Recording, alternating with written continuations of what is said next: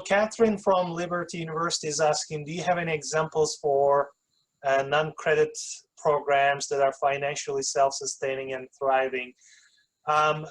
So Catherine, to answer your question, I mean, we are very lucky to have exposure to pretty much most successful programs in the country because they use our software and we get to work with them. I would say they're overall successful programs, but I can also say that some programs are successful at certain things. Like Bismarck does a technology conference in summer. That's a very successful initiative. I really like the ENSA. They do huge youth programs. Coquitlam, they have summer programs. Yesterday I heard that in 10 minutes they registered 1,100 people, 1,100 registrations. And this morning I think that number was 1,200. Santa Barbara Community College, I really like the way they market their instructors. They take videos of them and they post in on the web. They market their instructors. Hawkeye, Grant Management, Edmonton is really a big user of our merchandise feature, and they sell other things besides classes. Chippewa Valley, they use our company portals with their contract training. I think Lord Fairfax is pushing the boundaries. Northeast Iowa, great programming. They won multiple awards in our user summit. Kirkwood, really good at contract training. Amy is running their contract training. Brand is the operations, running the operations. 60 staff people, huge program, almost $10 million program, very successful.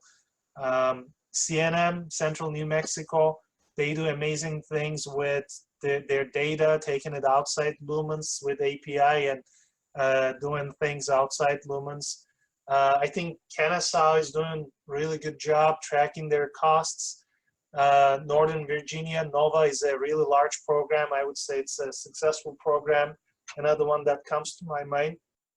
I think overall, I really like what Virginia does as a state. They have, not because every school in Virginia uses Lumens, but they have an amazing visionary chancellor. I really appreciate his approach to our customers. He puts them in a pedestal. It's very different than other states.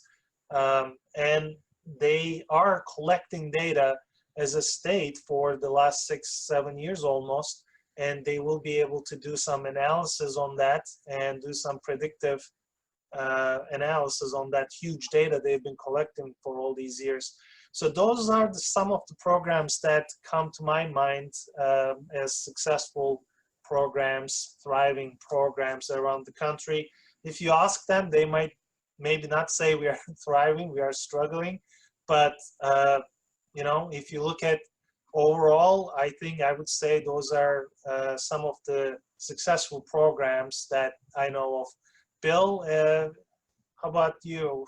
Yeah, you work with lots of programs around the country. On our staff is on the road every week, and he says 25% of programs are successful, 50% holding their own, and 25% unsuccessful.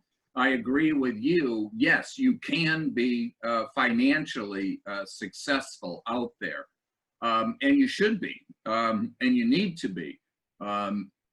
That doesn't mean paying for the football team or the library, but it does mean being financially self-sufficient. And if you use the Learn Financial format, we can tell you where you're at and what you need to do to get there. I would say 3 things about getting there, because we did talk about hot topic formats, and you mentioned it, but I can't mention it enough, and that's certificates. Those things are going gangbusters. Yep. In person, online, or both, and hybrid. We just are starting to offer a self-study option for our online certificates, for our top ones. So whether it's in person or online, each one of us out there has that opportunity, because employers love it because it says, oh, the University of says so-and-so knows what they're talking about. And employees love it because they can use it for current employers and future employers, saying, once again, it's not me who says I know data analysis or social media or whatever. It's those guys at that big institution, they say. And so that is booming now, and there's no sign of that in decline. In relationship to the micro-credential badges, I just have a personal opinion on them, which isn't too good about badges for some of the reasons you mentioned, but mainly because I think we don't need anything else with certificates. It's comprehensive, it's intensive, employers love it. So I don't see a reason to stomp on what's really generating income. Number two, summer camps. 54% of universities are offering summer camps now. 77% of community colleges, these numbers within the last hour, Jim. That's how current I'm trying to be for you, Jim. And so summer camps, high dollar, even in a recession. Parents are going to cut off their own food supply, but they'll send their kids to a summer camp even in a recession. And here's a sleeper, and I can't just give you all the data on this, but baby boomers, older adults now have more money than younger people. That whole idea of senior discount, throw that out. These people got money, and there's enough of them with money and willing to spend it on avocational and leisure, which again, almost everybody here offers avocation and leisure. So I say a future or present trend is to raise those prices for older adults.